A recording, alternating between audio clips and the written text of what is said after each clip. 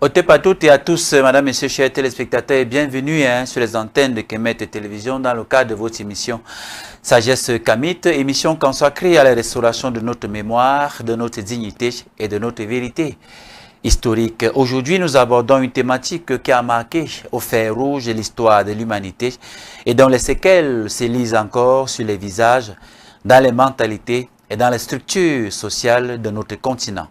La traite négrière et la dynamique de l'industrie esclavagiste. Pendant des siècles, des millions de nos ancêtres ont été arrachés de leur terre, déportés comme du bétail, réduits au rang de marchandises. Cette entreprise inhumaine, planifiée et organisée, n'a pas seulement reposé sur la violence des négriers européens et arabes.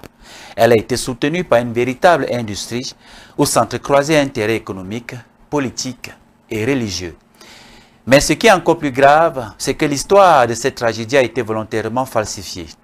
Des historiens occidentaux, mus par la mauvaise foi, ont souvent maquillé les faits pour minimiser les responsabilités, justifier la barbarie ou encore faire porter aux Africains eux-mêmes la plus lourde part du blâme. Et comble d'injustice, certains historiens africains, aliénés ou complices, ont repris ces discours travestis, participant à l'oubli et à la confusion. Ici, sur Sagesse Kamit, nous refusons ce mensonge avec des preuves tangibles, avec la rigueur de la recherche authentique et la voix de nos propres intellectuels. Nous allons restaurer la vérité, celle d'un peuple victime d'une marchandise esclavagiste, d'une machinerie esclavagiste organisée, mais aussi celle d'un peuple résilient qui, malgré l'horreur, n'a jamais cessé de porter en lui la lumière de ses ancêtres. Et c'est pour en parler justement que j'ai le plaisir de recevoir ce matin un esprit brillant, un historien venu de Douala, le Sèche Balok. Ensemble, nous allons démontrer les artifices de la falsification, comprendre les rouages de l'industrie esclavagiste et redonner aux générations futures et même présentes la conscience claire de ce qui fut réellement la traite négrière. Alors, madame, monsieur, chers téléspectateurs, restez avec nous pour cette émission capitale, car sans mémoire, il n'y a pas de dignité, et sans dignité, il n'y a pas de renaissance africaine. Que nos ancêtres méritants nous guident et nous accompagnent tout au long de cette production. Alors, frère Balok, Otep et bienvenue. C'est un plaisir pour moi de te recevoir pour la toute première fois dans ce studio de Kemet Télévision. C'est Matawi, je suis très ravi. Je suis arrivé ce matin dans la capitale politique du Cameroun. Je suis toujours très heureux de répondre aux invitations des frères Kamit. J'essaie comme ça d'apporter ma modeste contribution, par ce fait-là, d'apporter ma modeste contribution à la renaissance africaine.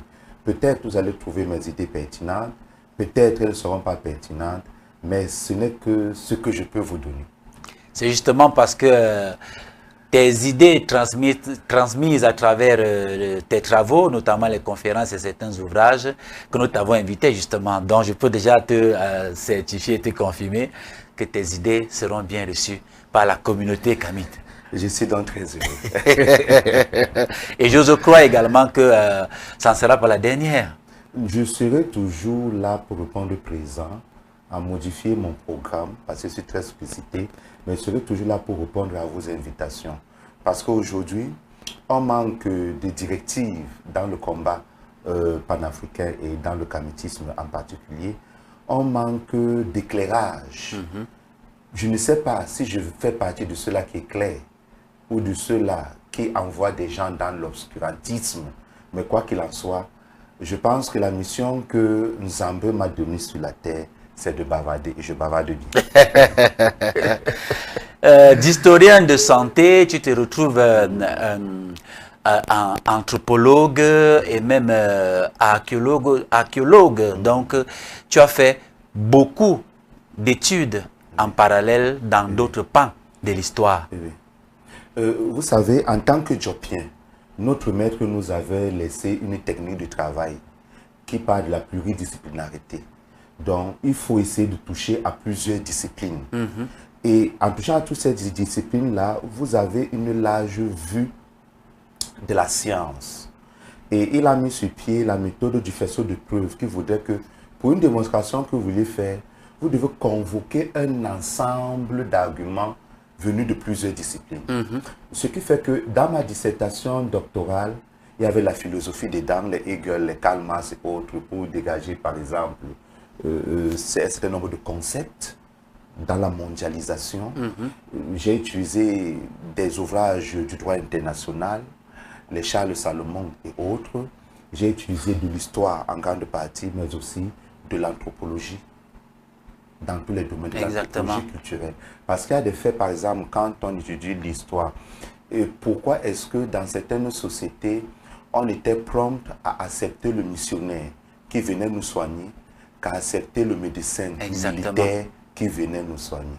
C'est un problème de représentation mentale. Donc, il faut avoir fait un peu de psychologie du comportement pour comprendre le rapport qu'on a avec la mystique, dont le prêtre était le représentant dans la société occidentale.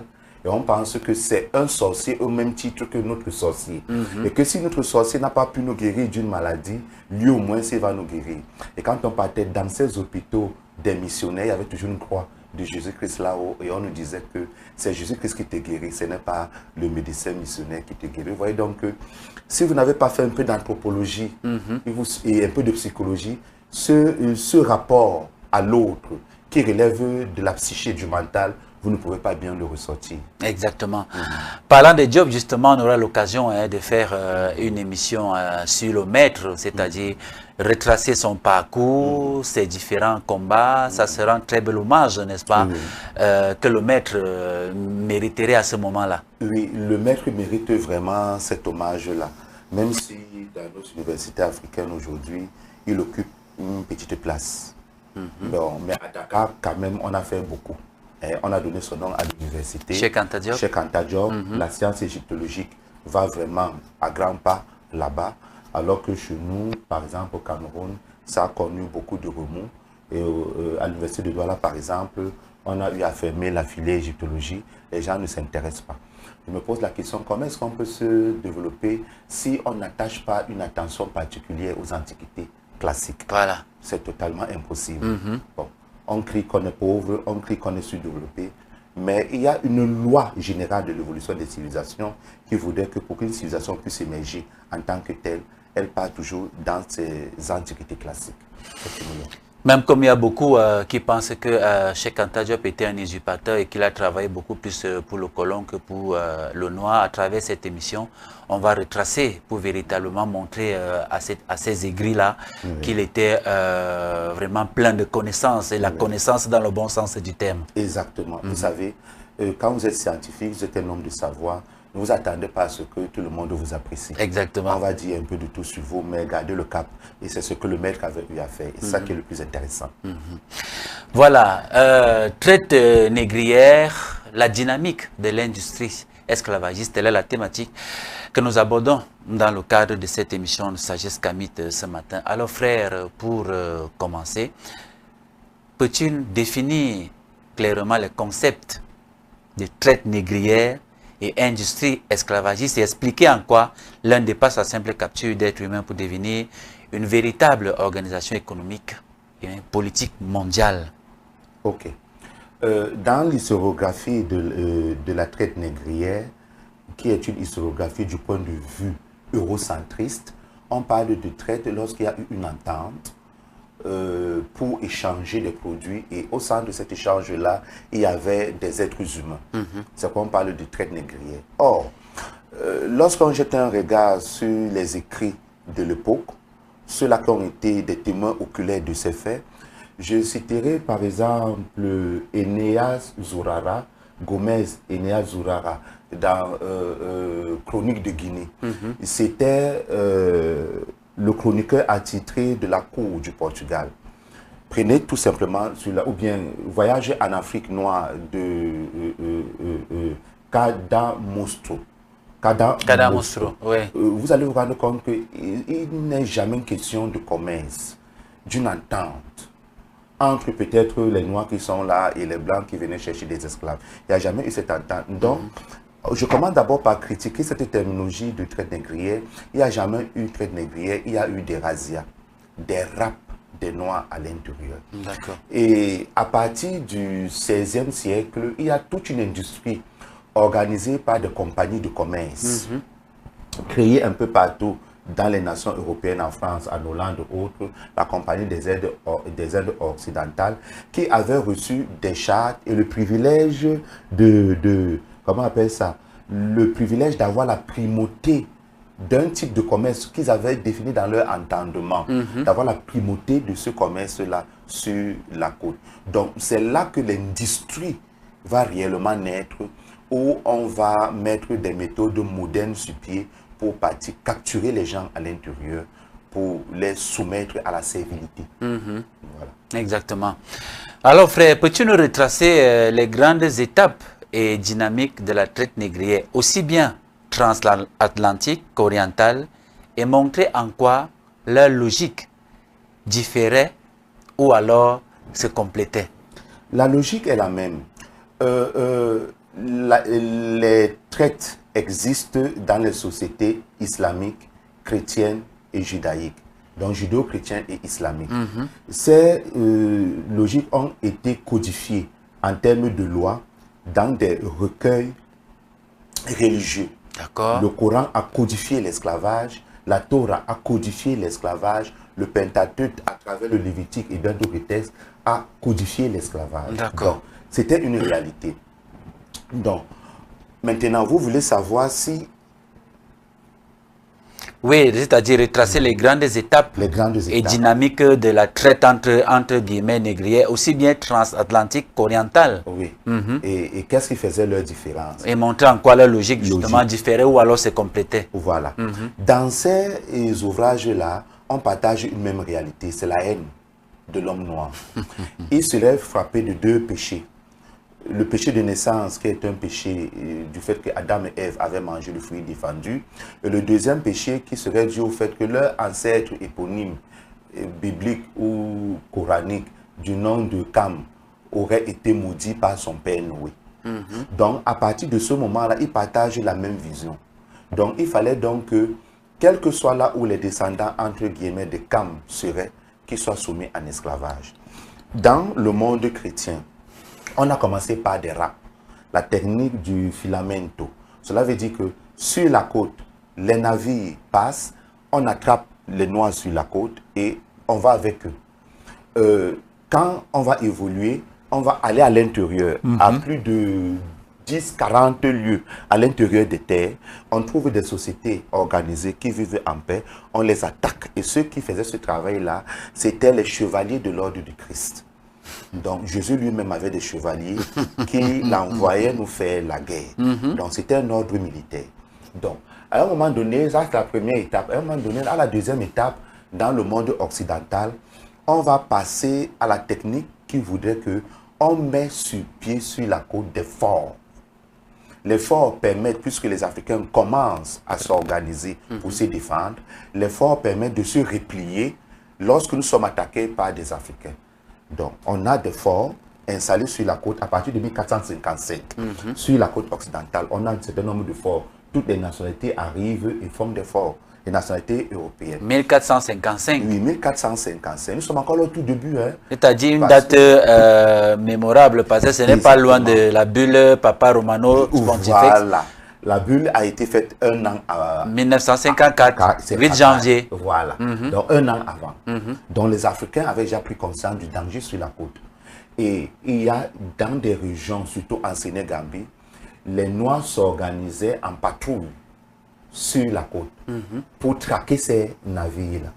Donc, la troisième étape sera donc, comme il y a une difficulté à entrer plus en profondeur dans les terres, les premiers esclaves qui ont été attrapés vont être christianisés.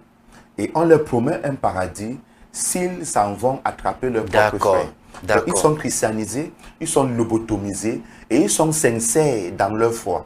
Parce que quand le nègre est endoctriné dans une autre religion, il est plus zélé que Dieu lui-même. Dans cette nouvelle religion. Ça se voit avec nos religions que nous avons aujourd'hui. Ça se voit avec nos religions que nous avons aujourd'hui. Donc, pour qu'il puisse donc avoir une part de paradis, il est donc obligé de partir attraper ses frères pour venir donner à l'homme. Après avoir changé son mindset. Après avoir changé son esprit. Donc, il sait que ses frères qu'il part attraper à l'intérieur, en les amenant pour les donner à l'homme, il est en train de les sauver. C'est ce qu'on lui dit. Et il croit en cela. Et il est sincère. Donc c'est quelqu'un qui est lobotomisé. Et par la suite, une autre étape où les enfants métis qui ont été faits à la suite des unions des Blancs et des Noirs, qui sont élevés dans la vision eurocentriste, qui sont élevés dans la haine de l'homme noir, c'est eux qu'on va maintenant appeler les lançados, les princes marchands d'esclaves. Un terme très cher à notre grand frère Bouembabon. Voilà. On les met à la tête des villages après avoir tué les chefs, soit après avoir déporté les chefs, ils deviennent de nouveaux chefs qui doivent nous fournir des esclaves. Parce que quand tu étais chef, soit tu fournissais les esclaves, soit tu étais dépossédé de ton trône et toi-même tu étais vendu comme esclave. C'est ça qui explique qu'on est des princes et des rois qui sont retrouvés en Amérique. Vous voyez donc cela. Donc voilà des grandes étapes. Dans le monde musulman, c'est encore très grave. Hein, parce que quand on faisait des razzias à l'intérieur, il fallait qu'on vous enchaîne et que vous devez parcourir les routes caravanières du Sahara. Beaucoup mouraient là au niveau du Sahara. Vous arrivez en Afrique du Nord, vous traversez l'Égypte pour partir en Arabie. Et arriver là-bas, il faut vous castrer. Parce qu'on ne veut pas des nègres qui vont venir faire beaucoup d'enfants, de bâtards un peu partout. On n'en a pas besoin. On sait qu'on a un réservoir humain quelque part. Quand on en a besoin, on puise. Donc on ne veut pas que vous reproduisez sur notre terre. Vous voyez que ce soit dans le monde arabo-musulman, que ce soit dans le monde judéo-chrétien, c'est une entreprise de déshumanisation qui conduit nécessairement à faire disparaître la race noire de la surface de la terre. On ne peut pas dire autrement. D'accord, frère. Nous allons entrer justement dans le vif du sujet. Nous allons commencer par le contact. Oui. L'Afrique et les Africains, un peuple qui vivait en harmonie envers lui-même, en harmonie envers la nature et en toute quiétude. De l'autre côté, nous avions des Occidentaux, nous ne savions pas comment eux, ils vivaient là-bas parce qu'il n'y avait pas de contact. Alors, d'où naît le contact pour que nous retrouvions donc ces Occidentaux sur les côtes africaines et commencer justement avec cette industrie esclavagiste. C'est vrai que l'histoire nous renseigne que le pape Nicolas V, dans sa bulle Papa Romanus Pontifex, autorisa le roi du Portugal à aller réduire les Sarrasins en esclavage, même comme pour beaucoup, les Sarrasins là ne veulent pas dire noir. Les Almoravides qui ont conquis l'Espagne et se seraient arrêtés à ce temps. Parce qu'on dit que Charles Martel les a arrêtés à ce temps. Ça se discute. Charles Martel n'a pas arrêté les Almoravides. Les Almoravides ont eu une mésentente dans leur groupe et ils se sont arrêtés. À Poitiers, plutôt pas à ce temps, ils sont arrêtés à Poitiers. D'accord. Ils n'ont pas continué dans leur conquête. Donc, ils étaient des Noirs, ces Almoravides-là. Donc, une chose est sûre, il y a un auteur qui parle de ce qui s'était passé et qui est l'historien attitré, chroniqueur de la cour du royaume du Portugal. Cet historien qui a vu et qui a noté comme acte de gloire ce qui s'est passé s'appelle Gomez Enéas Zurara. Dans la chronique de Guinée, il est le seul à dire comment ça s'est passé. Personne n'était. Personne n'a noté. Donc les Cadamosto et autres, c'est après.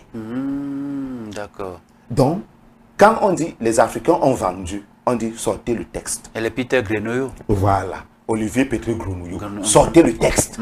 Il ne sortait jamais le texte.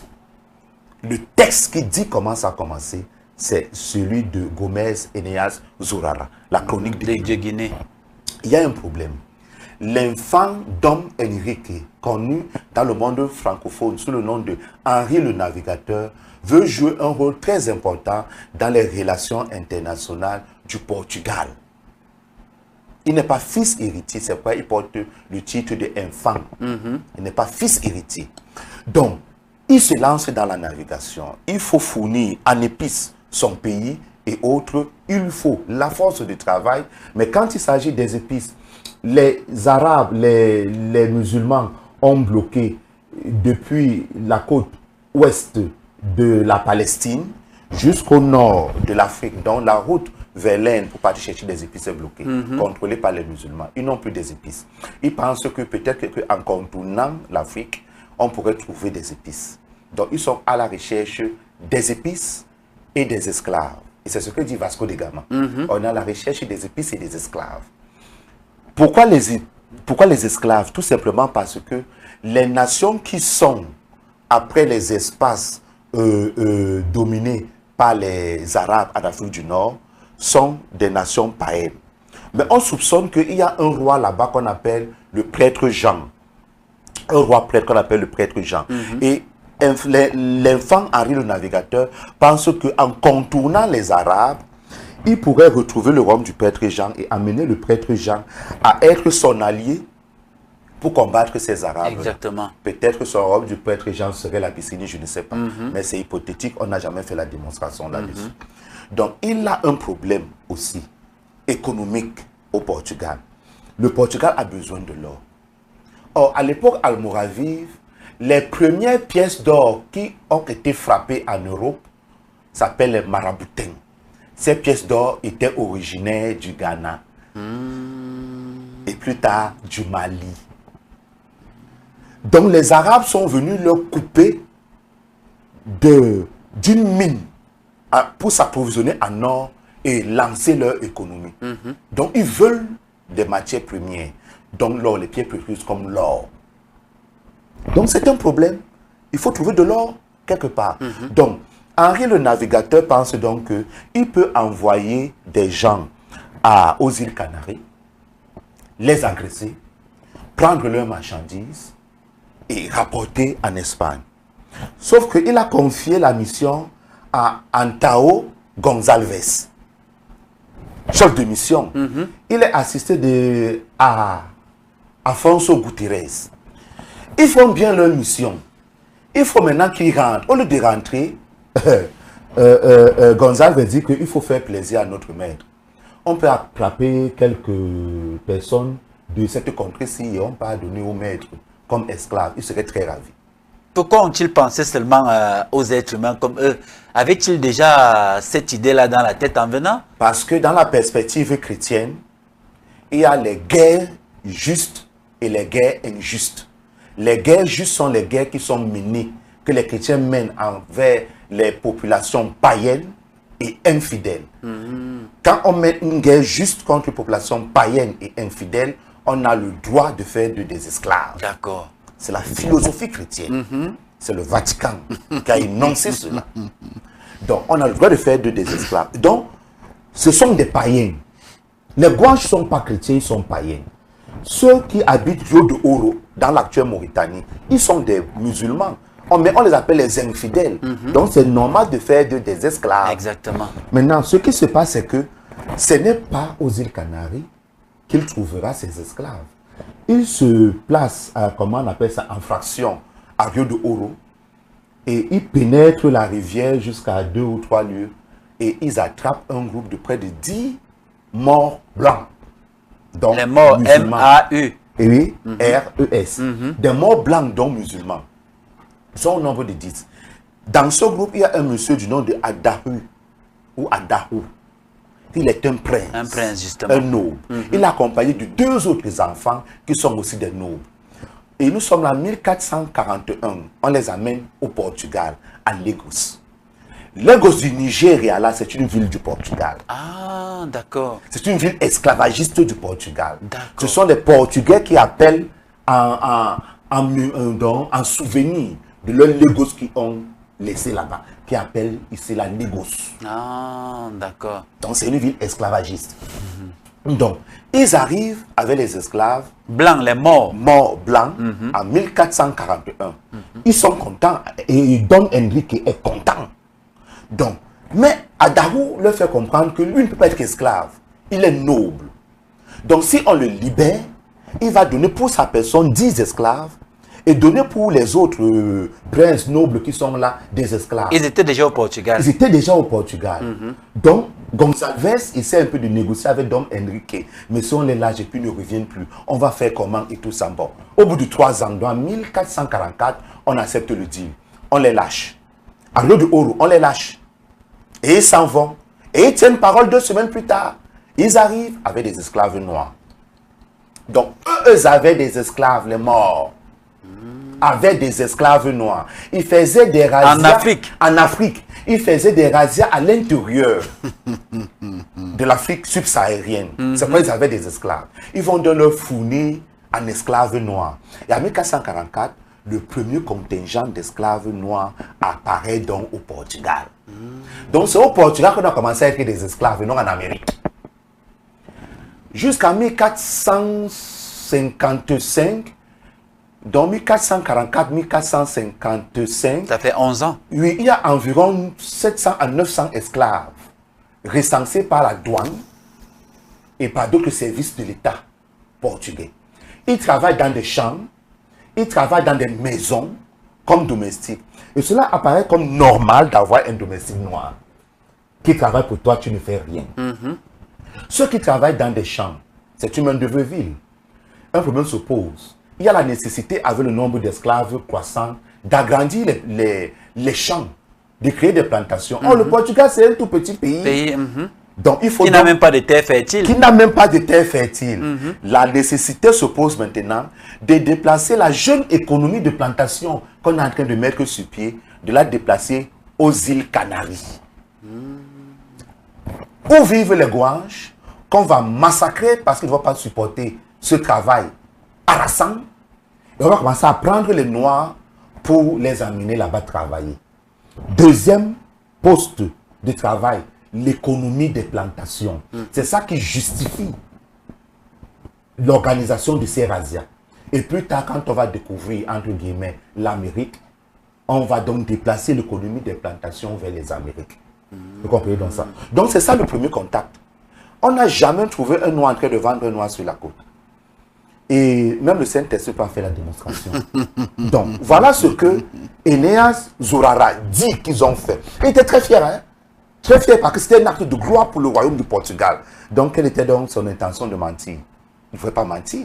C'était un acte glorieux de ce qu'ils ont fait. Exactement. Maintenant, après le contact, quels étaient les mécanismes de capture? Comment est-ce qu'on capturait ces esclaves noirs et quel était leur traitement? D'abord sur place en Afrique. Donc, mécanisme de capture plus traitement. Commençons par les mécanismes de capture. La plupart des esclaves sont capturés par rap, la méthode du filamento. Donc, les soldats de l'ordre du Christ atterrissent dans vos villages dans la nuit. Ils faisaient des raps dans la journée, c'est vrai, mais la plupart du temps, c'est dans la nuit. Et Zourara décrit des campagnes de rap où ils ont pénétré jusqu'à 40 lieues à l'intérieur des terres. Ils sont arrivés dans un village et ils sont au nombre de 10 et ils commencent à marcher doucement. Et ils entrent dans des cases, commencent à mettre le feu. Ceux qui se lèvent, qui veulent résister, les épées les dessinent. Hommes comme femmes. Et il décrit comment il y a des femmes qui couraient pour cacher leurs enfants dans les herbes, dans les marécages, espérant que leurs enfants, leurs nouveau-nés, vont vivre. Et quand les soldats de l'ordre du Christ les découvraient, on les égorgeait. Même les petits-enfants. Même les enfants, on les égorgeait. On voulait des grandes personnes. Et pourquoi est-ce qu'on les égorge? Parce qu'il y a un principe dans les guerres en Europe. Si je te fais la guerre, je te gagne, je te tue, je dois tuer toute ta descendance. Parce qu'ils peuvent un jour grandir et se venger. La vendetta. Donc pour éviter ça, il faut tuer même les enfants. Comprenez la logique? Donc, ceux-là qui ont pu se rendre, qu'on a trouvé faibles, ils n'ont pas résisté. C'est eux qu'on attache, on ramène dans les bateaux. Premier point. Deuxième méthode de capture, plus on entre dans les terres, surtout au niveau de l'Afrique subsaharienne, l'écologie n'est pas propice pour l'homme blanc. Même jusqu'à la période de la colonisation, soleil et humidité, ça crée des malarias, paludisme, il meurt. Donc, il ne peut pas beaucoup pénétrer à l'intérieur des terres. Qu'est-ce qu'il va faire? Les premiers esclaves qui ont été attrapés, christianisés, lobotomisés, c'est eux qu'on va envoyer, leur disant que s'ils apportent d'autres de leurs frères païens, ces frères-là seront convertis au christianisme et leurs frères seront sauvés, comme eux aussi sont sauvés. Donc, étant sincères, ils iront donc chercher leurs frères. des personnes lobotomisées. Et les femmes qu'on ramène, on les viole. Ils nous font des enfants. Ces enfants métis sont éduqués dans l'idéologie raciste contre les Noirs. Plus tard, on va les utiliser, que ce soit au Portugal, en Angola, au Royaume du Congo, en Angola et autres. On va les utiliser comme des princes marchands. En détrônant les princes locaux, on les met et eux sont donc chargés de nous fournir en esclavage, en esclaves. Vous voyez ça? Donc, il y a plusieurs méthodes. Donc, là, c'est les méthodes de capture. Le deuxième aspect, c'était le traitement de ces esclaves-là.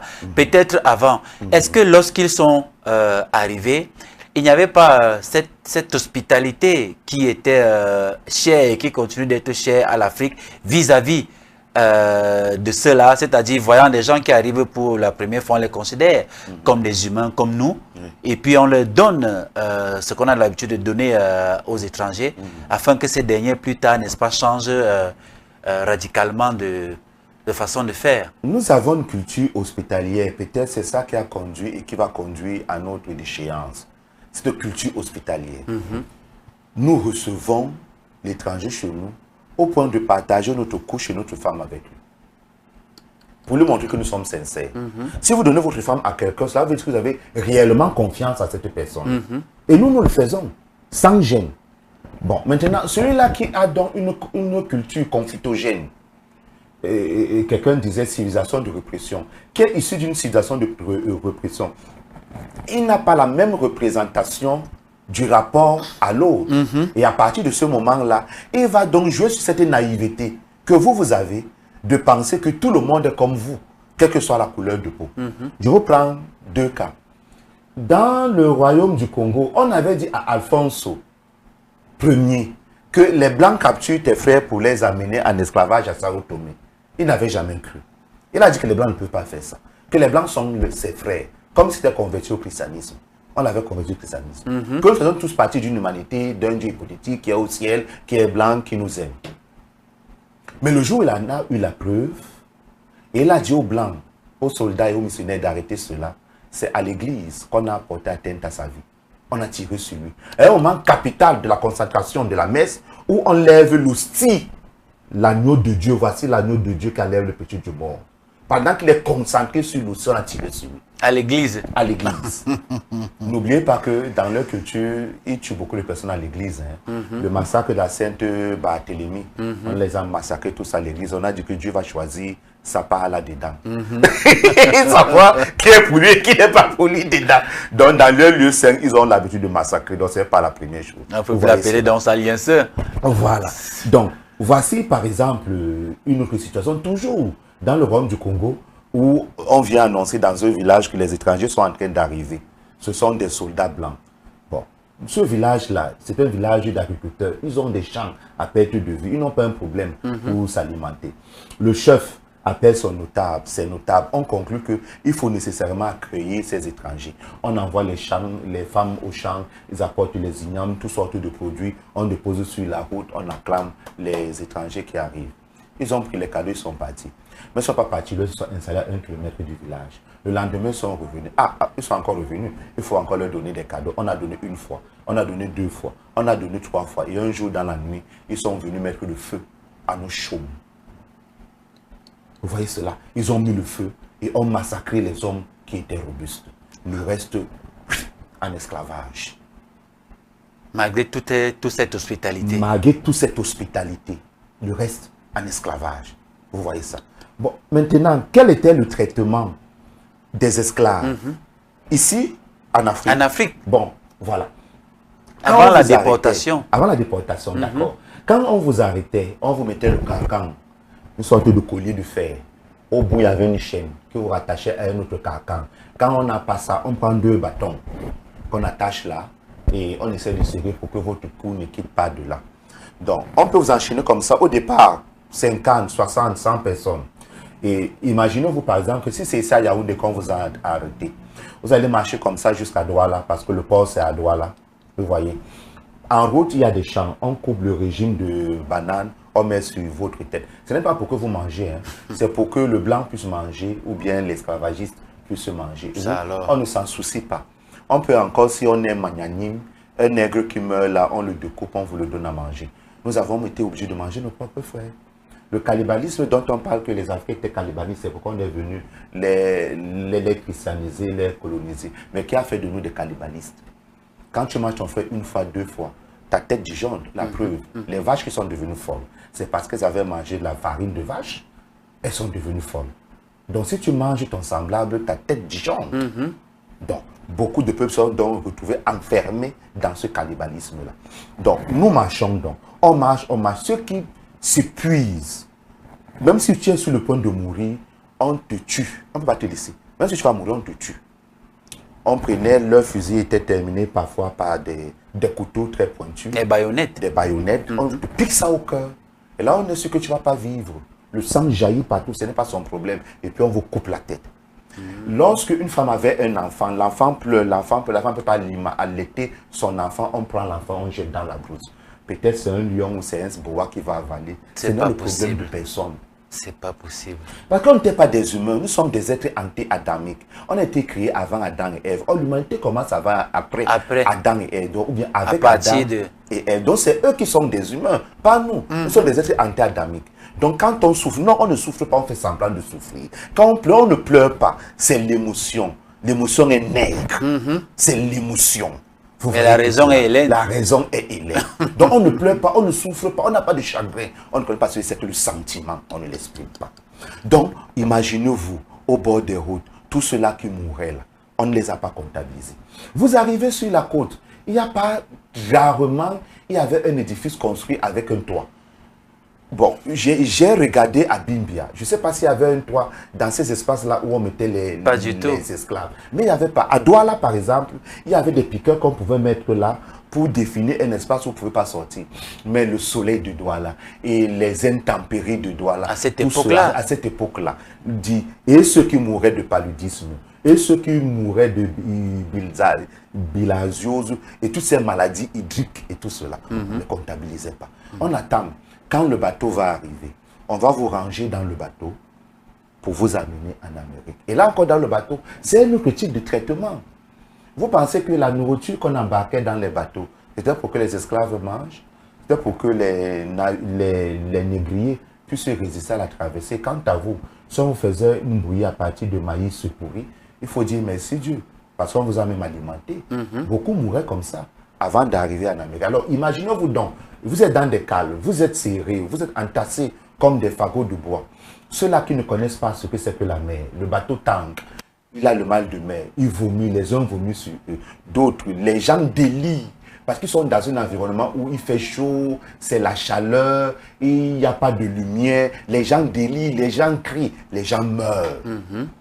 Et il faut attendre une semaine, 2 semaines pour qu'on constate qu'il y a un cadavre quelque part, pour le prendre et jeter dans l'eau. Même les requins et les gros poissons avaient compris que les bateaux qui passaient là-haut, sur l'océan Atlantique, distribuaient des morceaux de viande. Donc il fallait voir comment les bateaux couraient derrière les navires négriers. Les requins. Parce qu'on leur donnait à manger. On doit se douter. Donc l'océan Atlantique est le plus grand cimetière à ciel ouvert. Nos ossements sont là-bas. Même Dieu a pitié de partir les chercher.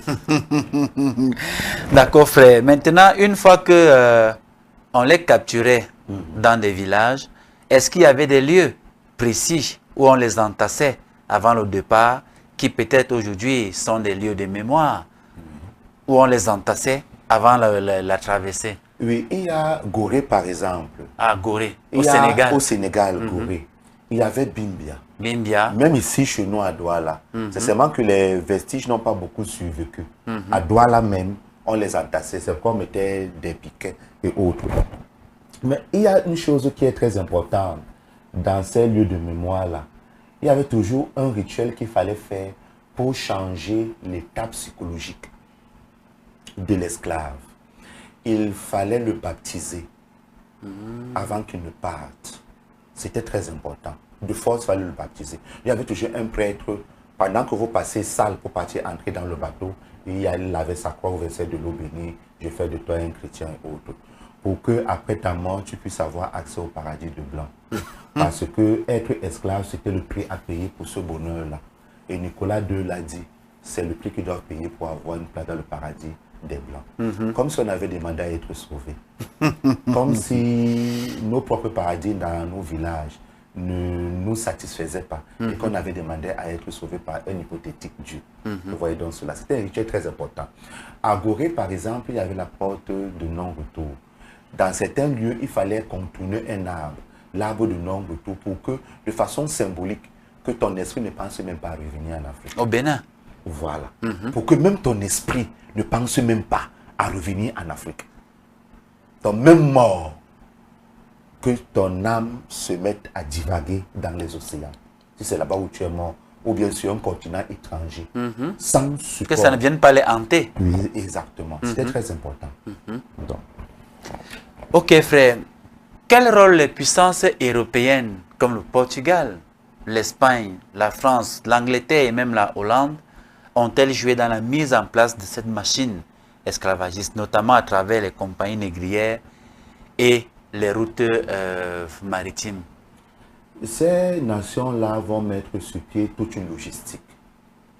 Mais ceux qui vont financer grandement cette logistique, c'est les Juifs. Les Juifs? Les Juifs. C'est eux qui vont soutenir financièrement la logistique. Si nous étions en France et que je le disais, on devait m'arrêter, on devait m'accuser d'antisémitisme. Mais les textes sont là. On a des courriers des rois de France qui demandent qu'on exclue de ce commerce-là les Juifs parce qu'ils avaient le monopole dans certaines régions. Il y a des textes. Mais en France, on devait m'accuser d'antisémitisme. On devait me faire un procès. Alors que les textes sont là, qu'ils avaient la majorité. Vous comprenez cela? Donc, les autres nations, à part l'Espagne et le Portugal, surtout le Portugal qui avait la primauté, mais les autres nations sont arrivées plus tard. Parce qu'il y a une querelle entre l'Espagne et le Portugal. La querelle vient du fait que Cristobal Colomb, que nous connaissons sous le nom de Christophe Colomb, juif. Il était juif. Il était juif. Quand je vous dis que c'est les juifs qui étaient dans cette affaire-là, il était juif. C'est quand il s'est christianisé pour échapper à la persécution des juifs en Europe qu'il a pris le nom de Christophe Colomb. Vous voyez cela. D'accord. Mais il était Cristobal Colomb. D'accord. Même Vasco de Gama, c'était des juifs. Amerigo Vespucci, c'était des juifs. Donc ceux qui ont planifié l'action. Donc Christophe Colomb c'est pour moi l'homme le plus malhonnête que l'humanité n'ait eu. Parce qu'il va prendre l'argent de deux rois. Le roi du Portugal et le roi de l'Espagne. Disant que s'il découvre des terres à l'ouest, ces terres vont appartenir à ces rois. Or, chacun a pris l'argent, ça va appartenir à quel roi? Conséquence, en 1492, il est sur l'île de Cuba. On lui dit que ce n'est pas une terre, ce n'est pas un continent, il faut continuer, il refuse. Parce que s'il découvre le continent, ça sera acquis. Les deux rois du Portugal et de l'Espagne sont en train de se faire la guerre. Vous voyez cela. C'est là que 2 ans plus tard, le pape va intervenir en signant le traité de Tordesillas en 1494, disant que les terres les plus occidentales, à partir du milieu des îles du Cap Vert, ces terres-là vont appartenir à l'Espagne.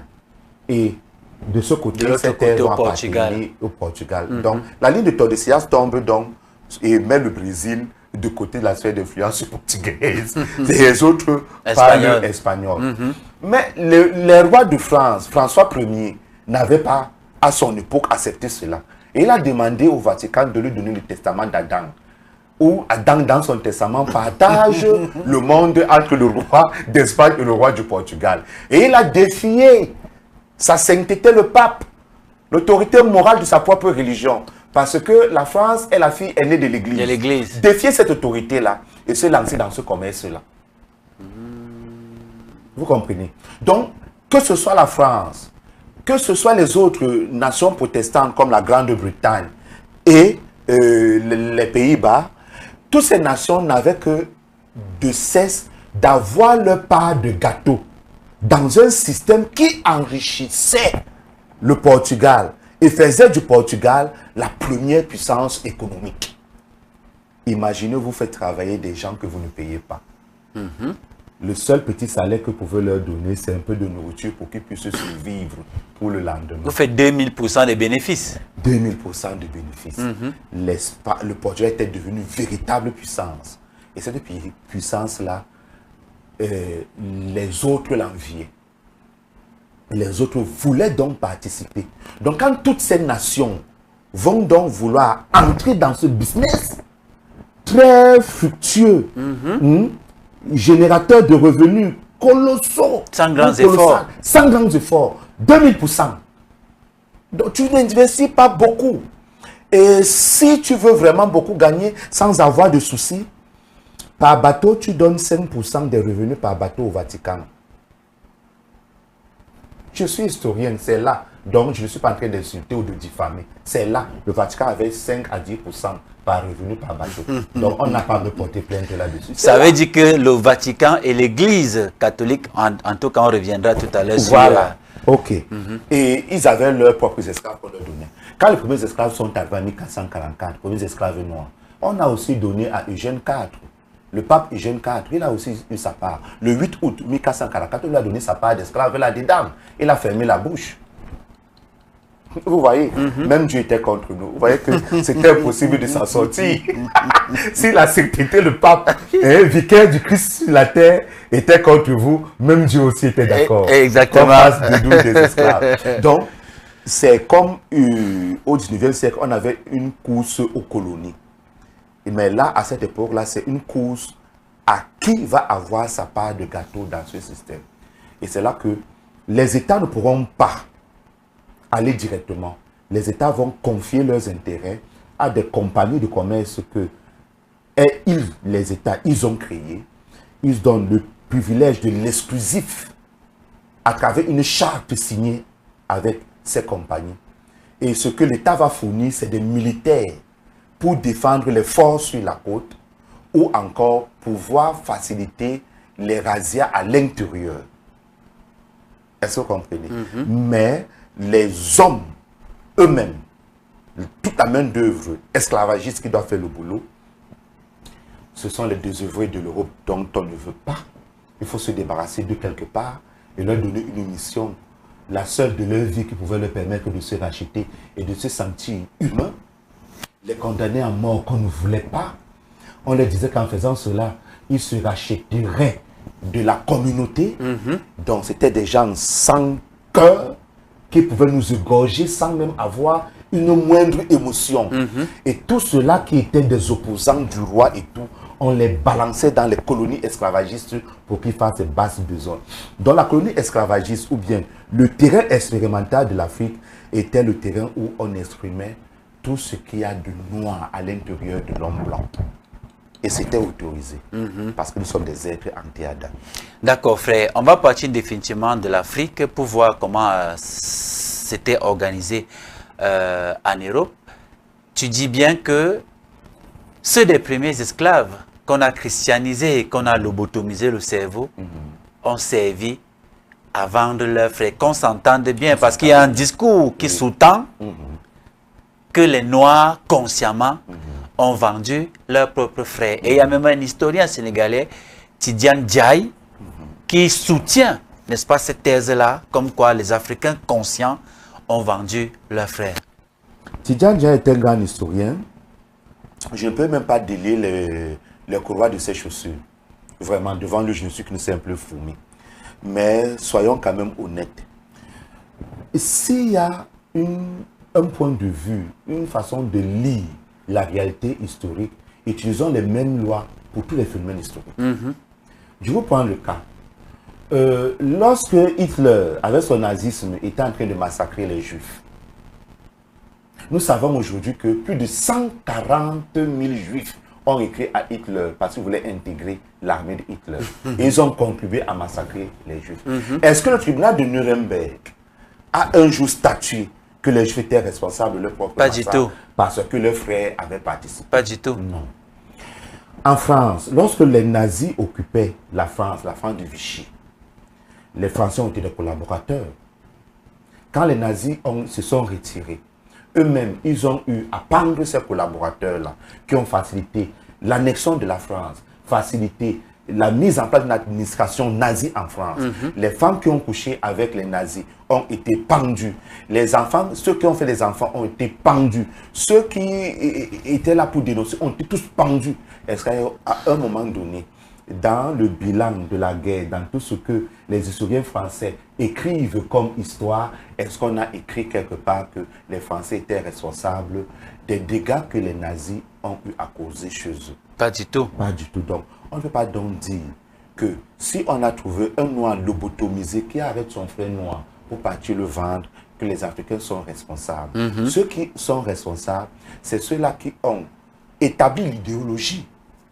Donc, ceux-là qui ont écrit et mis en pratique ce que la Bible a dit, qu'ils soient vicaires du Christ ou vicaires du diable, cela les regarde. Ils sont les premiers responsables.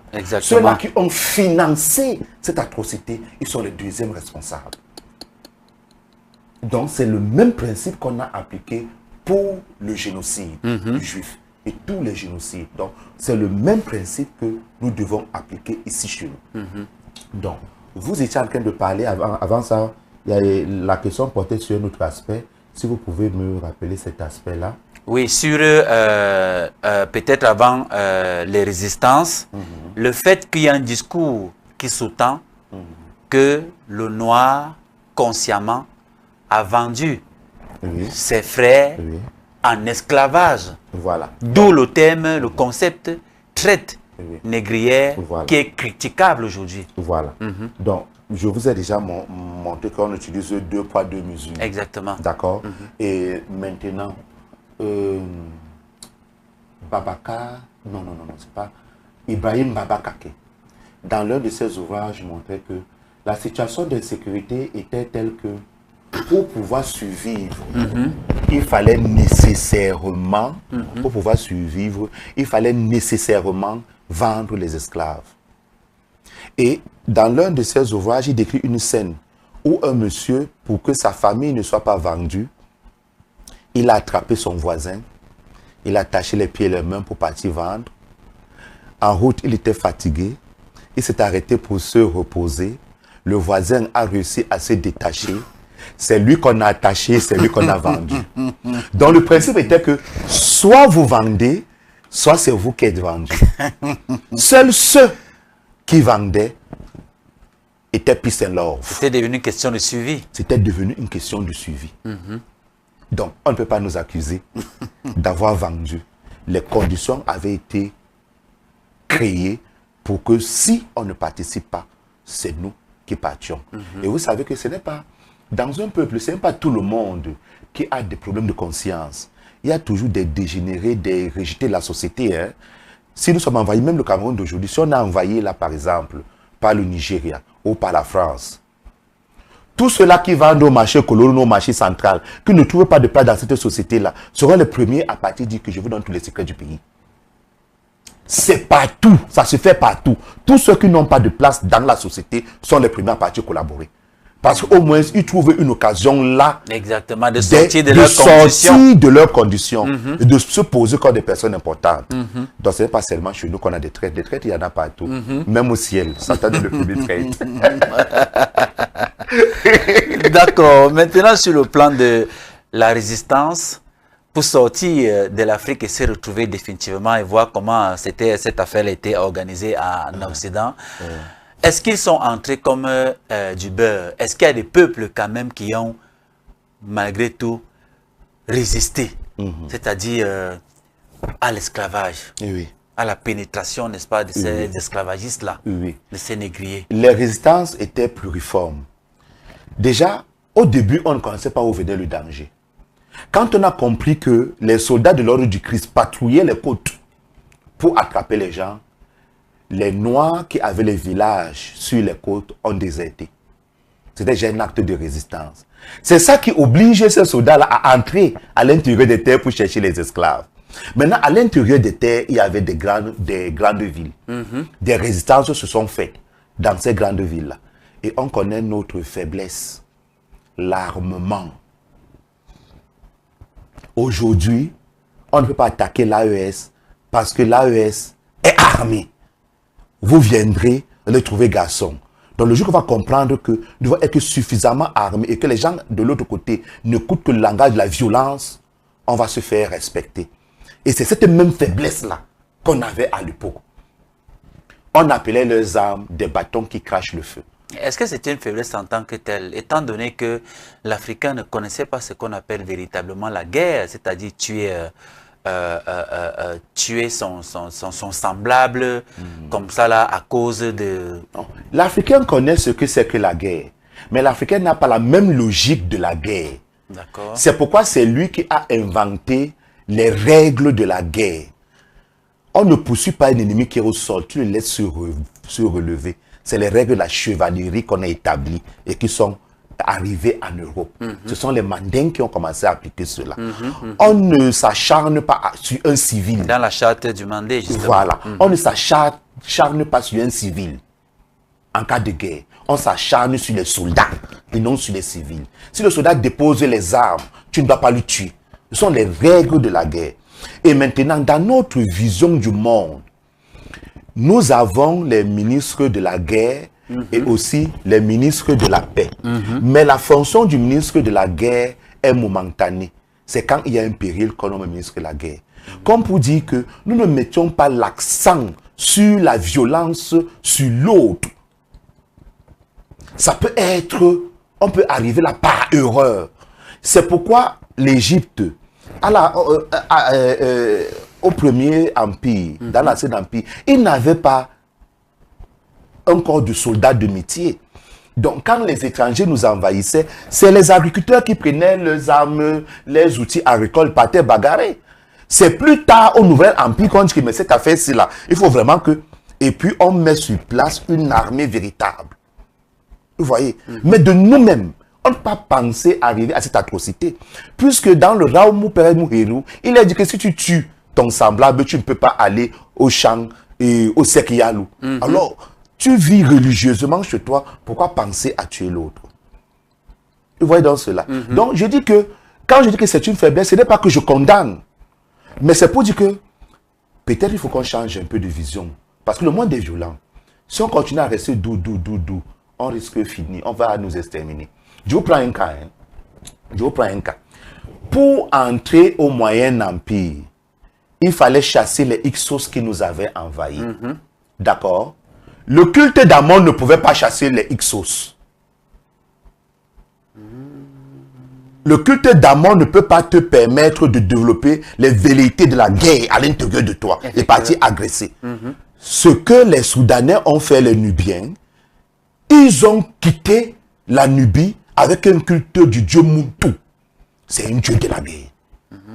C'est pourquoi le premier roi du Nouvel Empire, du Moyen Empire, s'appelle Mentu quelque chose. Mentu, Tep et O. Le culte de Muntu. C'est le culte de la guerre. Donc il y a les cultes spécifiques. Ogun n'a pas un temple où on le vénère, mais on vénère Ogun. Pourquoi? C'est un dieu de la guerre. On ne le vénère que lorsqu'il y a péril. C'est là qu'on le convoque. Parce que Ogun lui-même, quand il nous avait amenés, nous les Yoruba, dans l'actuel pays, on était tellement si fiers. On lui dit, oh Seigneur, on veut faire de toi notre roi. Ogun a accepté. Le soir là, Ogun a organisé une grande fête. Ogun a bu, il a bu. Et quand il a perdu la raison, quand il faisait ça, c'est l'éclair qui sortait. Les gens mouraient. Il faisait ça, l'éclair sortait. Quand il est revenu à lui, il a vu les gens tuer un peu partout. Ogun demande, mais qui est-ce qui a fait ça? Seigneur, c'est vous qui avez fait ça. Depuis ce jour-là, ne venez pas, Ogun n'a pas de temple. On ne le convoque que lorsque c'est la guerre. C'est là qu'on venait. Pour aller défendre. Pour aller défendre. Vous comprenez la logique? Donc voilà ça. Donc peut-être qu'il va falloir qu'on change un peu de logique. Et que de temps en temps, nos dieux guerriers, qu'on commence à les convoquer. Muntu, Ogun et bien d'autres. Exactement. Retraversons dans l'Atlantique, frère, pour se retrouver en Europe. Alors, une fois que les esclaves arrivaient, comment était organisée la vente, comment était fixé le prix des esclaves quand ils arrivaient, que ce soit en Nantes, que ce soit aux Pays-Bas, au Portugal et autres? Comment est-ce que les Juifs qui n'étaient pas actifs dans la capture en Afrique se retrouvaient en premier plan, n'est-ce pas, sur le développement de cette industrie. Donc, avant qu'on arrive là-bas, le système de l'économie des plantations était déjà. Et c'était les Amérindiens qui travaillaient là-dedans. Ils mouraient par milliers. Pardon, Barthélemy de Las Casas a défendu leur cause au Vatican, devant le pape et avec en opposition Monseigneur Ginès. On a fini par conclure à la suite de ce débat-là, qui est l'origine du droit humanitaire, le droit d'intervention humanitaire, c'est quelque chose comme ça là. Quand vous avez la guerre chez vous, l'ONU a le droit de venir et tout cela, le droit d'intervention humanitaire, c'est ça son origine. Donc, ils ont vu qu'ils ont le droit, et il y a des peuples là-bas, ils sont trop robustes, ils sont noirs, et on s'est posé la question s'ils ont l'esprit de Dieu en eux. Si on les prend, on fait d'eux des esclaves, nous allons leur rendre un fier service. Parce que n'ayant pas l'esprit de Dieu à l'intérieur d'eux, nous allons leur donner la possibilité d'avoir accès au paradis des Blancs. Non, on n'avait pas l'esprit de Dieu. On n'avait pas l'esprit de Dieu. Donc, c'était donc le prix à payer pour nous, d'être esclaves du Blanc. Montesquieu l'a même dit. Voilà, on payait donc ce prix-là pour pouvoir partir au paradis. C'est Nicolas II qui a énoncé ce genre d'hérésie, le vicaire du Christ. C'est tellement le Christ était d'accord, puisque c'est son représentant sur le plan visible. C'est tellement il était d'accord. Vous voyez donc ça. Donc, on nous prend pour partir nous remplacer comme esclaves là-bas. Quand on arrive, il faut faire les ventes aux enchères. D'abord, il y a un médecin qui nous examine. Si on ne porte pas des maladies. Donc, ils avaient une sorte de poudre antiseptique qu'ils devaient verser sur nous pour éliminer les odeurs. S'il y avait, ils ne connaissaient pas les bactéries, mais les maladies qu'on pouvait avoir. On vous examinait au niveau des dents, on regardait, on touchait ici, là. Parce que la peste, par exemple, ça sortait des ganglions ici. Si vous n'avez pas la peste et tout, les personnes les plus robustes étaient vendues très cher, les moins robustes, moins chers. Et quand on finissait ce marché-là, si vous étiez chétif, on pouvait vous vendre même à vil prix. Donc, quand on vous achète comme ça, là, on vous attache. Dans le film Koutankounté, c'est une... Quel est le reflet vraiment de cette réalité-là.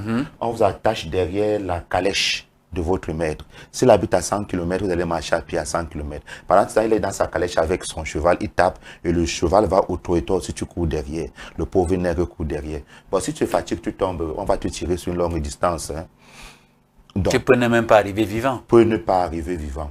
Dans les plantations, nous travaillons de lundi à vendredi, de 6h, non, de lundi à samedi, de 6h à 18h.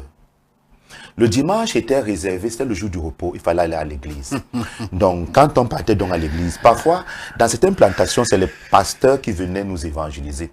Ils avaient leur verset biblique qu'ils préféraient là, qu'il faut être fier de sa condition, il ne faut pas se rebeller contre le maître, parce que c'est Dieu qui a voulu que tu sois esclave, il va t'ouvrir les paroles, ma chaîne du paradis, des portes et des cieux là. On choisissait les textes comme ça là, pour plus endoctriner encore. Donc, généralement aussi, dans certaines plantations, il n'y avait pas de pasteur qui venait le dimanche. C'est le maître lui-même qui devait faire cet office-là. Et puis, qu'est-ce qu'il y avait? Dans l'église, il y a l'image de Jésus-Christ. Il y a le crucifix, il y a l'image de Jésus-Christ. Le premier banc est réservé pour le maître, sa femme et ses enfants. Les bancs qui suivaient là, c'est le contre-maître et les maîtres qui vous suivaient lors des travaux. Et au fond, les esclaves, vous n'êtes pas assis. Vous êtes à genoux, les mains croisées, en signe de piété. Donc, quand le maître vous parle donc des Juifs qui ont été esclaves, comment est-ce que Dieu les a libérés? D'accord? Il s'adresse à vous. D'accord? Bon, vous regardez donc. Vous regardez Jésus qui souffre sur la croix. C'est de l'esclavage. Vous regardez son image, il est blanc. Vous regardez le blanc qui vous parle, c'est l'image de Jésus. Conséquence, on a bloqué un aspect de votre cerveau que vous ne pouvez pas vous rebeller contre l'homme blanc. Parce que vous rebellez contre l'homme blanc, c'est vous rebeller contre Dieu, son autorité. Maintenant, vous comprenez pourquoi chez les Américains, là, jusqu'aujourd'hui, dans leur gospel, ils ont une chanson qui m'énerve vraiment. Let my people go, Moses, Moses. C'est tellement si énervant. Ils ont commencé à s'identifier au peuple juif. Ils ont dit qu'ils sont le vrai peuple juif. Mais ils oublient aujourd'hui qu'ils chantent le gospel parce que les ancêtres ont été correctement bastonnés. On leur disait, dis que tu t'appelles Toby, il dit qu'il s'appelle Kuntakite. On tabasse. Et il y avait une autre forme de soumission, qu'on ne connaît pas, le sex breaking femme, quelque chose comme ça là, c'était l'homosexualité. On sodomisait les esclaves en public. Ça alors? Cette humiliation les amenait à la soumission. Surtout quand tu as femme et enfant et qu'on te sodomise. En public? En public, tu es soumis. C'est pas possible. Mais c'était très grave, frère. Et c'était très doux. Parce qu'auquel cas, on peut vous donner à manger aux chiens ou aux crocodiles. Hein. Rosa Amelia Plumel Urube, dans La Férocité Blanche, rapporte des scènes comme ça.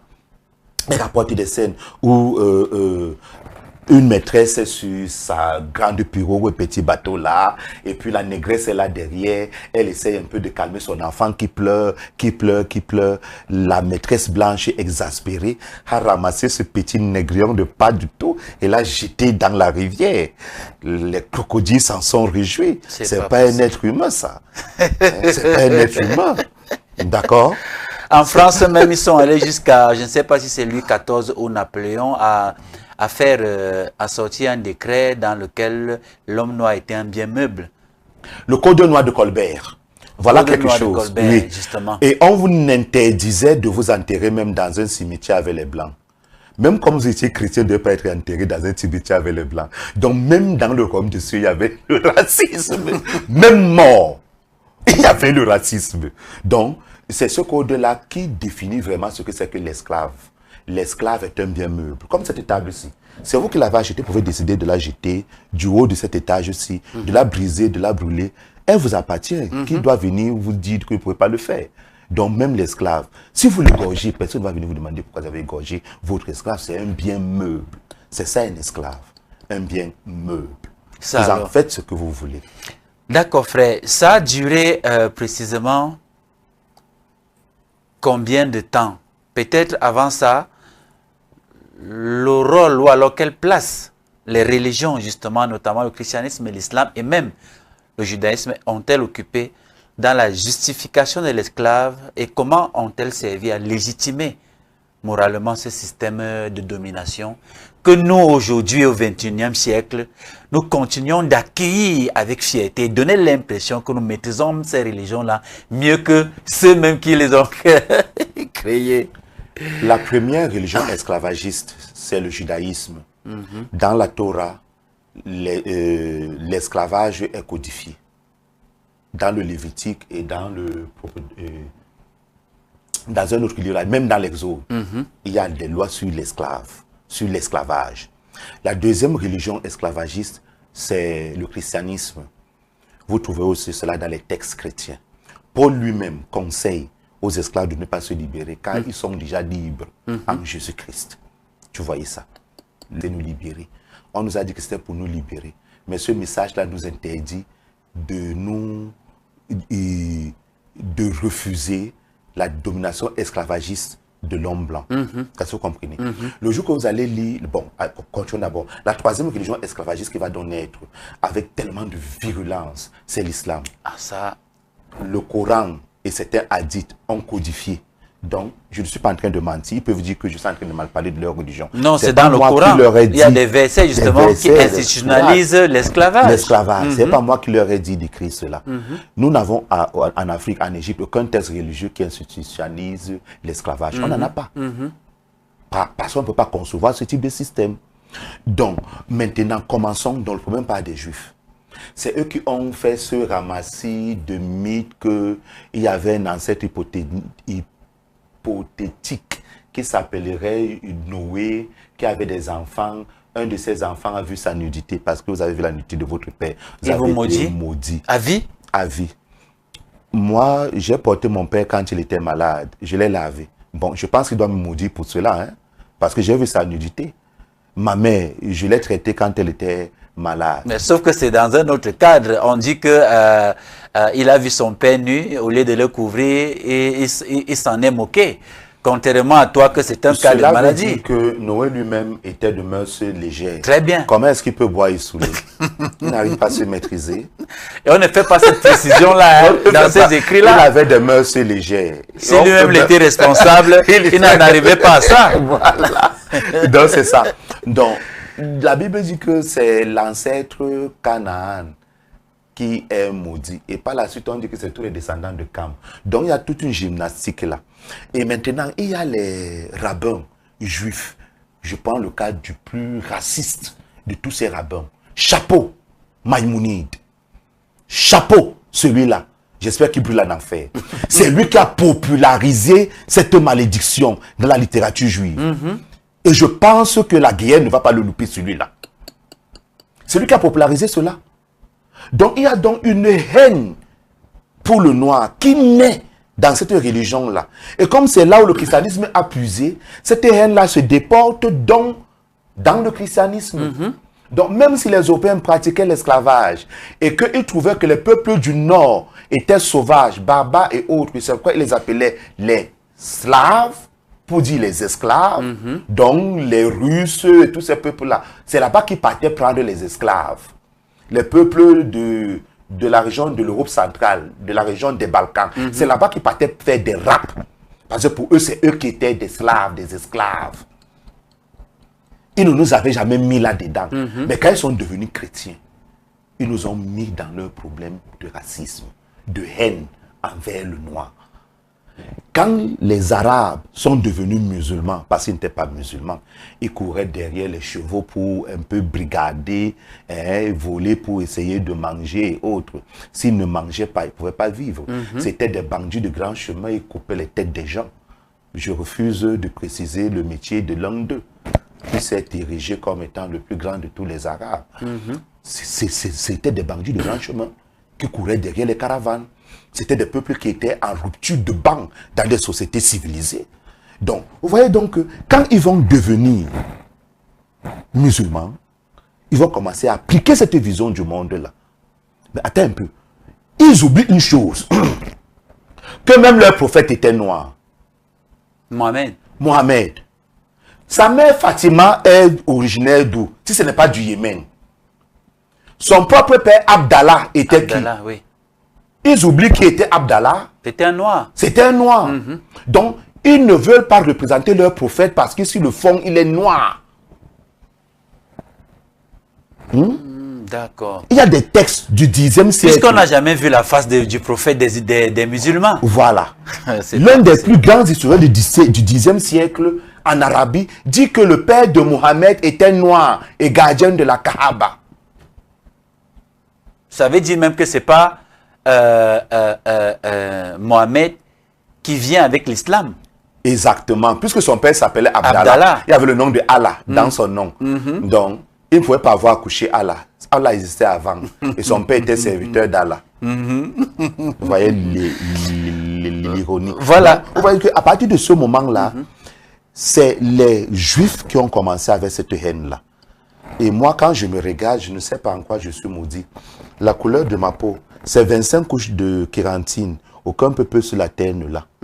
La peau la plus solide, qui synthétise la lumière du soleil, qui, parmi les nations qui sont là, ont ce type de peau. Et résiste aux rayons ultraviolets. Les autres, s'ils ne font pas attention, ils ont les cancers de la peau.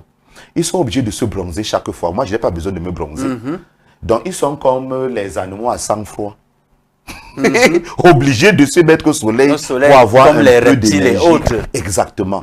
Donc, je ne sais pas pourquoi donc je dois me définir comme étant quelqu'un de maudit. Je ne suis pas maudit. Je suis le peuple de Dieu.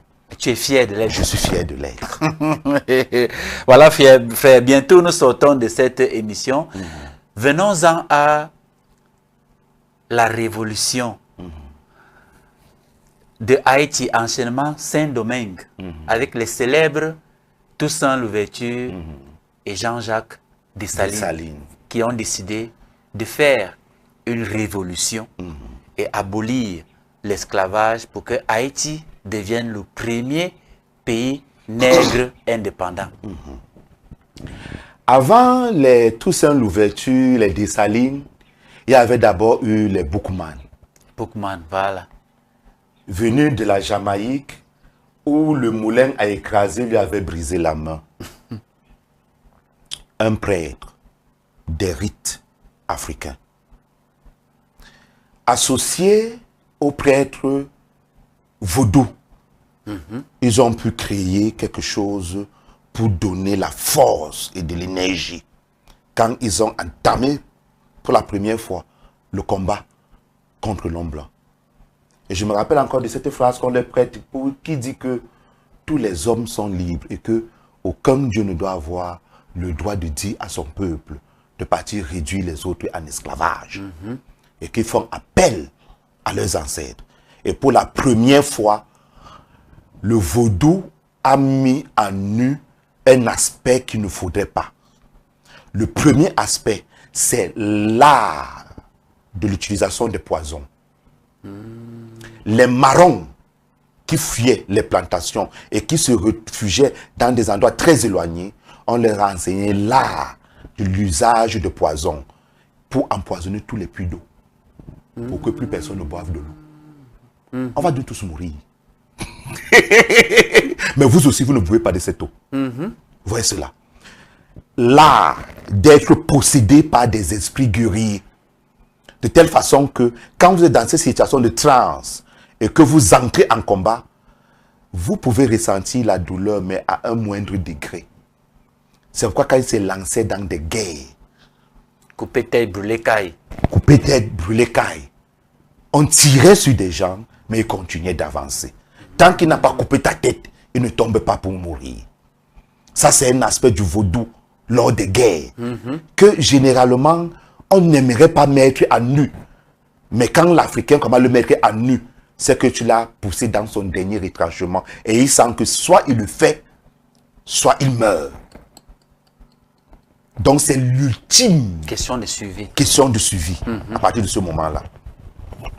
Donc les Toussaint Louverture, les Dessalines ont donc hérité de cette philosophie qui concourt à faire de l'homme noir quelqu'un qui a, comment appeler ça, mindset,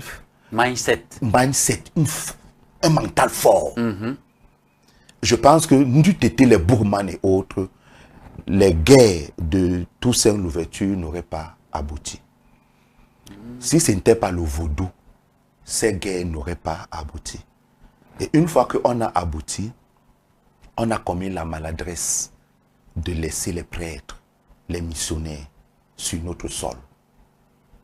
On a dit qu'on est le peuple qui accueille tout le monde. On a accueilli les Juifs. Les missionnaires européens et les Juifs nous ont poignardés dans le dos. Nous ont livrés aux Français. Est-ce que vous voyez cela? Mais Haïti s'était donné pour mission de libérer tous les peuples qui sont dominés. C'est pourquoi l'impact de cette révolution va s'étendre jusque dans les pays de l'Amérique latine. Et même au niveau des drapeaux. Quand vous voyez le drapeau de la Bolivie, exactement, de la Colombie, c'est pratiquement le drapeau de Haïti. Avec le drapeau de Haïti. Et leur devise même, c'est l'union fait la force. Voilà. Vous voyez le drapeau de Haïti. Donc, même celui-ci, Simon Bolivar, a été influencé par ses idées. Même Che Guevara a été influencé par cette révolution haïtienne, où on est prêt à mourir, mais pourvu qu'il faut abattre cet ennemi-là une bonne fois pour toutes. Comment est-ce que le système de communication entre les esclaves, parce que on déportait au Cameroun, on déportait au Sénégal, on déportait à Sao Tomé et Principe, ne parlant forcément pas la même langue, comment ils se sont organisés une fois là-bas pour parler le même langage et être capables de s'organiser pour faire cette révolution et réussir justement comme ils ont réussi? Les esclaves qui parlaient la même langue dans les plantations se rapprochaient. Mais on s'est rendu compte que ça créait des divisions. Et comme on communiquait dans la langue du maître, on a eu cette idée ingénieuse. Je prends le cas des colonies françaises, des Caraïbes. On a eu cette idée ingénieuse de prendre la langue du maître et d'y associer des mots et thèmes de nos différentes langues. Et nous avons créé le créole. Couper tête, brûler caille. Vous allez comprendre tête, mais c'est caille que vous n'avez pas compris ce que nous voulons dire. Exactement. Le créole est une langue de résistance. Le colon difficilement pouvait comprendre. Donc on a des langues comme ça qu'on a créées de toutes pièces. dans les plantations pour pouvoir communiquer entre nous. Et parfois, les messages circulaient, les messages et les messagers circulaient dans la nuit. Quand vous dormiez, il y a la plupart des esclaves sont dans de sortes d'hacienda enfermés, mais pour avoir des esclaves qu'on pouvait faire confiance pour suivre les autres. Donc pendant que le maître dort, c'est à lui qu'on peut confier un courrier ou bien une lettre. Généralement, le courrier n'est pas un courrier écrit parce que personne ne va apprendre à lire. Si on sait que tu connais lire, on te vend. On te vend. Donc, si la distance, par exemple, entre deux plantations est de 20-30 km, mon ami, cette nuit, tu vas faire aller-retour pour donner la nouvelle dans l'autre plantation et revenir. Si c'est 30 km, tu vas faire 60 km. Ça alors? Et revenir. Donc, c'était pas aussi facile que cela. C'était difficile, mais on communiquait. D'accord. Alors, frère, pour terminer aujourd'hui, quelles sont, selon toi, les séquelles visibles de cette tragédie dans nos sociétés africaines et afro-descendantes, qu'il s'agisse d'aliénation, de racisme ou de dépendance économique, et surtout, que faudrait-il entreprendre pour restaurer notre mémoire et bâtir une véritable renaissance africaine? Déjà, au niveau des conséquences psychologiques, l'Africain n'a plus confiance en lui-même aujourd'hui. Regardez, parfois quand vous êtes au quartier, vous êtes en train de causer d'une recherche, de quelque chose qu'on a découvert, on entend quelqu'un dire, vraiment, l'homme blanc est fort. C'est la résurgence d'un traumatisme transgénérationnel. Il faut une psychologie de profondeur pour traiter ces gens-là. La plupart des Africains sont fous. Le terme le plus gentil pour le dire, ils sont victimes d'un dysfonctionnement cognito-comportemental du bec. Vous voyez, non, c'est plus doux. Mais c'est pour dire qu'ils sont fous. À tous les niveaux. L'Afrique est le plus grand asile psychiatrique à ciel ouvert. Moi-même qui suis là, je bagarre chaque jour pour évacuer un certain nombre de choses à l'intérieur de moi. Je me mets devant le miroir, je m'apprécie, je dis je suis beau, je suis l'être le plus beau. J'ai 25 couches de kératine et autres pour me donner cette force-là. Regardez aujourd'hui, pourquoi les Africains défrisent les cheveux? Pour ressembler blanc, le Pour ressembler à la complexe. femme blanche. Parce qu'on avait vu faire les cheveux comme ça là. Chacun met les mèches brésiliens pour faire ça là. Regardez-moi avec mes cheveux crépus là. Et j'essaie de faire comme ça. J'avais un ami qui a grandi avec les prêtres au séminaire. On était assis, on causait. À un moment donné, il a fait ça. J'ai tiqué. Bon, il dit, bon, je n'ai rien vu. Après, il fait encore ça. Je lui demande, pourquoi tu as fait ça? Il dit non, c'est un réflexe comme ça. C'est pas possible. Mais quand je suis entré en profondeur, j'ai compris qu'il a vécu avec les prêtres au séminaire. Les prêtres blancs avaient les cheveux qui avaient l'habitude de faire ça, de relever les mèches. Et lui aussi pense qu'il a une mèche sur la tête.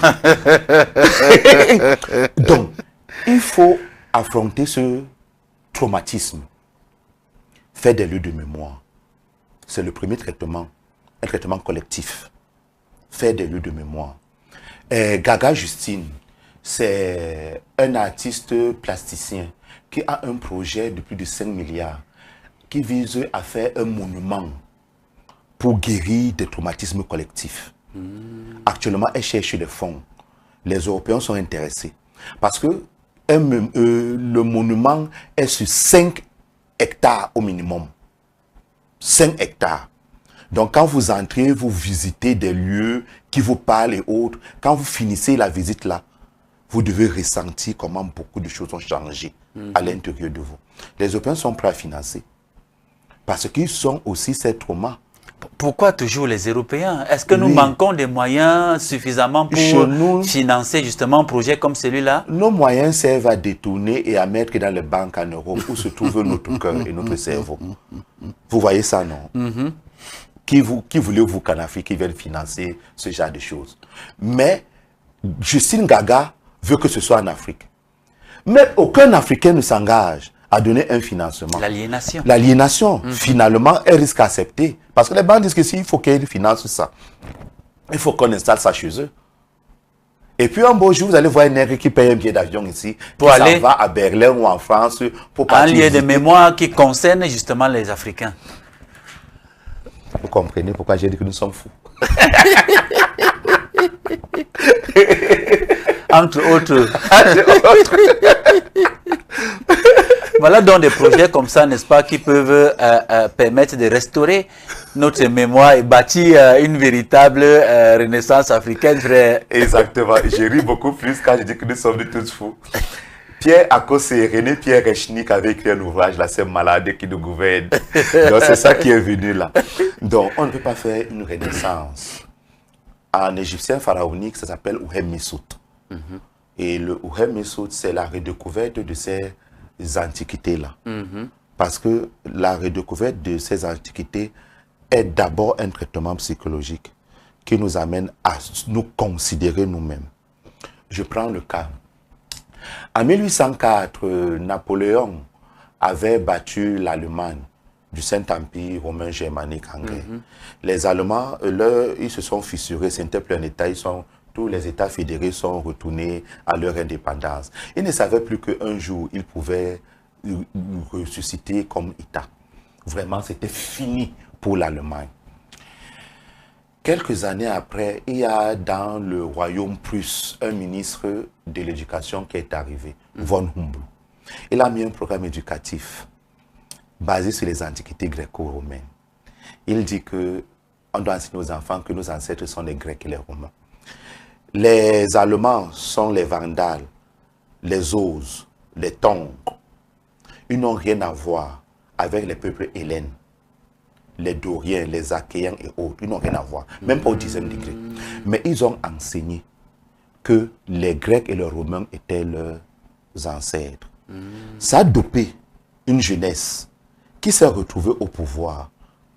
Et un beau jour, Bismarck dit que je vais faire la guerre à tous les autres États allemands et il les a réunifiés.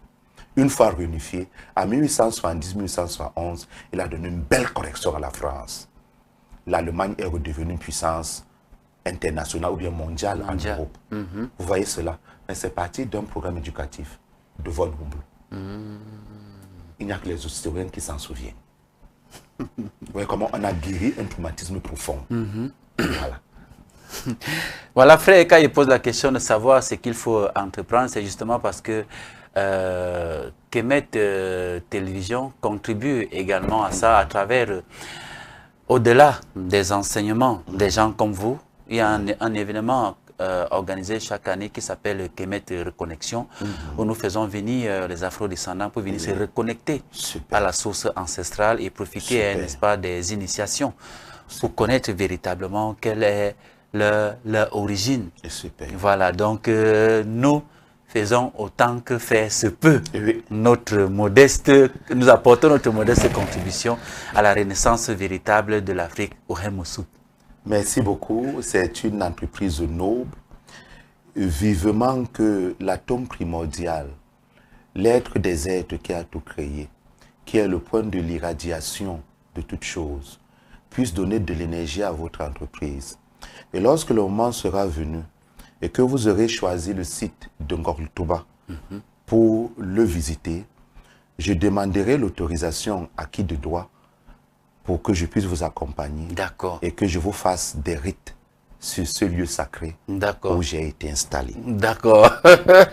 Comme tu nous l'as dit, ça ne va plus tarder. Donc je vais y réfléchir avec les autres et puis très rapidement, on verra comment ça va se faire. Infiniment merci frère.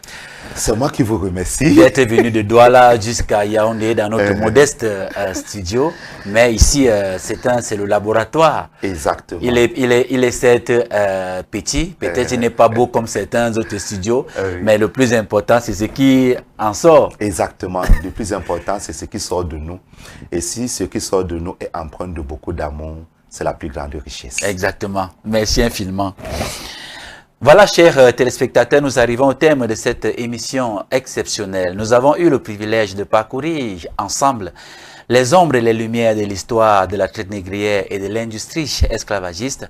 Une histoire lourde mais nécessaire à revisiter pour comprendre notre présent et envisager notre avenir. Je voudrais adresser une fois de plus un profond merci à toi, Sèche Balok. Merci. Merci pour la clarté, la rigueur et la profondeur avec lesquelles tu as partagé ce savoir. Ton travail inlassable de recherche, de déconstruction et de transmission est une véritable lumière pour notre peuple. Tu démontres par ta maîtrise que la mémoire n'est pas une prison, mais une arme de libération et un socle pour bâtir notre renaissance. Et à travers tes paroles, nous comprenons mieux que notre responsabilité immense, celle de nous réapproprier notre histoire, de briser les chaînes de l'aliénation et d'oser écrire notre destin collectif. Encore une fois de plus, merci à toi. Il faut apprendre aussi à rendre hommage vivant. Ah oui, merci beaucoup. Merci à vous aussi, chers téléspectateurs, pour votre fidélité. Restons debout, éveillés et responsables, car, comme le disait le maître Cheikh Anta Diop, l'avenir appartient à ceux qui ont la plus longue mémoire. 3 fois au TEP et à très bientôt pour une autre édition. Merci.